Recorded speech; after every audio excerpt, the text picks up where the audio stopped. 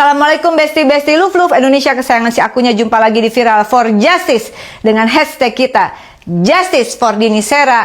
Kawal sidang PK Nikita Mirzani. Keadilan bagi Dini Sera, keadilan bagi Nikita Mirzani.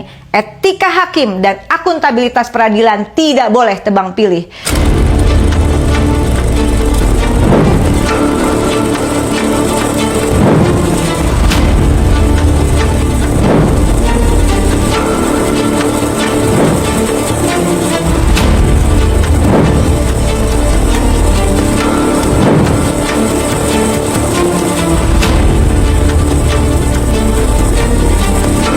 Indonesia, besok Rabu 8 Juli 2026, Pengadilan Negeri Jakarta Selatan akan melanjutkan sidang kedua peninjauan kembali atau PK perkara Nikita Mirzani dengan agenda pemeriksaan ahli dan pemohon PK.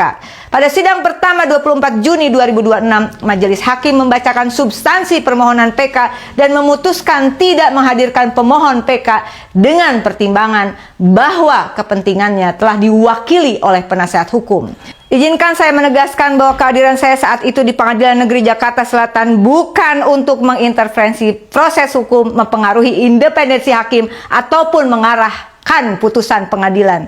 Kehadiran maupun pernyataan sikap saya merupakan pelaksanaan tugas konstitusional sebagai anggota DPR RI dalam menjalankan fungsi pengawasan sebagaimana dijamin pasal 20A ayat 1 Undang-Undang Dasar Negara Republik Indonesia tahun 1945 yang menegaskan fungsi pengawasan DPR serta pasal 28D ayat 1 Undang-Undang Dasar 1945 yang menjamin hak setiap orang atas kepastian hukum yang adil.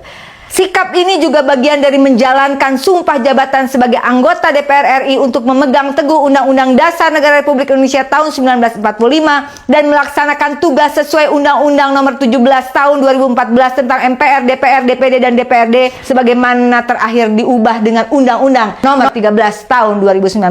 Indonesia, kehadiran maupun pernyataan sikap saya dalam mengawal persidangan Nikita Mirzani dijamin konstitusi sebagai bagian dari pelaksanaan fungsi pengawasan terhadap penyelenggaraan negara.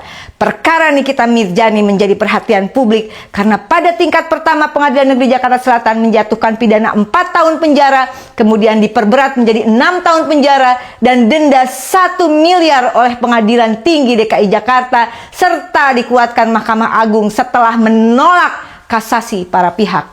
Berdasarkan kronologi yang tersedia, kasasi diajukan 15 Desember 2025, memori kasasi diserahkan 24 Desember 2025, berkas diterima Sekretariat Mahkamah Agung 14 Januari 2026, didistribusikan kepada majelis pada 12 Maret 2026, dan esoknya diputus pada 13 Maret 2026, sementara salinan resmi putusan baru diterima 26 Mei 2026. Fakta tersebut memunculkan pertanyaan yang sah mengenai dasar perubahan putusan proses pemeriksaan kasasi yang berlangsung segera setelah distribusi berkas kepada majelis serta jeda waktu penyampaian salinan putusan.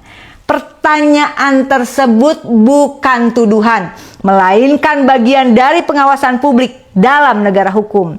Penting pula Indonesia untuk membangun memori kolektif bahwa Ketua Majelis Kasasi MA perkara Nikita Mirzani adalah Hakim Agung Susilo yang juga memimpin Majelis Kasasi dalam perkara Ronald Tanur terkait kematian Dini Sera Afriyanti.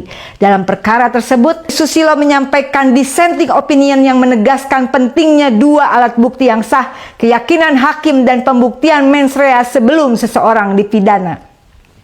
Perkara Dini Sera, saya ingatkan, kemudian berkembang menjadi perhatian nasional setelah terungkap dugaan praktik mafia peradilan yang menyeret mantan pejabat Mahkamah Agung Zarof Richard.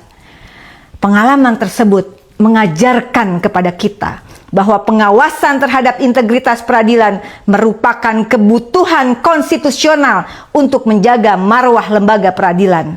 Dalam perkara Ronald Tanur, Majelis Kasasi pernah dilaporkan ke Komisi Yudisial 20 November 2024 dan diproses melalui mekanisme pemeriksaan etik. Dalam perkara Nikita Mirzani, keluarga dan kuasa hukum juga telah mengajukan pengaduan kepada Komisi Yudisial 14 Mei 2026. Mekanisme tersebut merupakan hak konstitusional warga negara dan harus dihormati sebagai bagian dari penegakan kode etik dan pedoman perilaku hakim.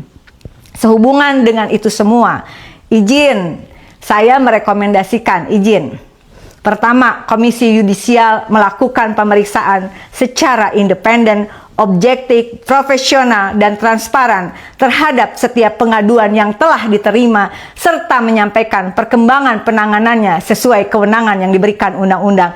Ditunggu perkembangan atas laporan kasus perkara Nikita Mirzani. Kedua, rekomendasi kepada Badan Pengawasan Mahkamah Agung untuk melakukan evaluasi terhadap aspek administrasi dan tata kelola penanganan perkara, termasuk proses distribusi berkas, pemeriksaan perkara, dan penyampaian salinan putusan untuk memastikan terpenuhinya prinsip transparansi, akuntabilitas, dan kepastian hukum.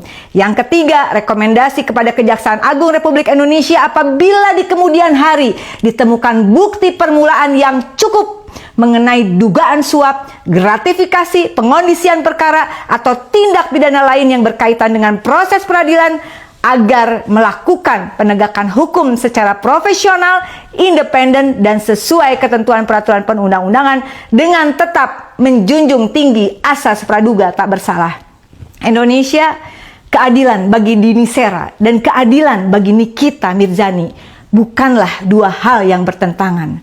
Keduanya menuntut prinsip yang sama, proses peradilan yang berintegritas, penegakan etika hakim yang konsisten, dan hukum yang dapat dipertanggungjawabkan kepada rakyat dan kepada Tuhan Allah Subhanahu wa Ta'ala. Sebab yang sedang dipertaruhkan bukan hanya putusan dalam satu perkara, melainkan kepercayaan publik terhadap negara hukum. Ketika etika hakim ditegakkan tanpa pandang bulu, keadilan tidak hanya hadir di ruang sidang, tetapi juga hidup dalam kepercayaan rakyat kepada hukum.